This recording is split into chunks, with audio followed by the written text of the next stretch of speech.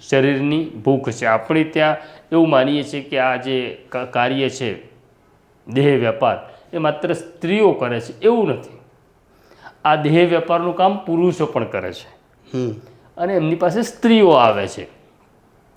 પણ આ શબ્દ આપણે એટલો બધો એને તિરસ્કૃત કર્યો છે, ધિક્કારવાળો કર્યો છે. જાહેરમાં આપણે એની ચર્ચા કરતા નથી, ચર્ચા કરવાનું ટાળીએ છીએ. પણ આ શબ્દ અને એની આપણી વૃત્તિ, પુરુષની વૃત્તિની ખાસ હું વાત કરું છું કે દરેક પુરુષને રૂમની અંદર વેશ્યા સાથે રહેવું ગમે છે અને એ જ પુરુષ રૂમની બહાર આવી વેશ્યાની ટીકા કરે છે. આ એક માનસિકતા છે અને આ જ માનસિકતા આપણા સમાજની છે.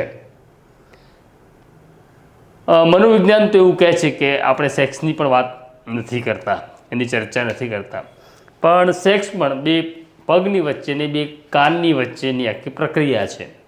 તો આપણે પછી એ સેક્સ હોય કે પછી એ વેશ્યાવૃત્તિ એટલે દેહ વેપારની વાત હોય તો આપણે એની ચર્ચા નથી કરતા, મૌન રહેવાનું પસંદ કરીએ છીએ અને કોઈ આની ચર્ચા કાઢે તો આપણે નાકનું ટેરવું ચઢાવીએ છીએ. પણ એકલામાં આ બધાને જ ગમતી વાત છે. આ પણ એક વાસ્તવિકતા સ્વીકારવી પડે, જરા પણ દંભ વગર.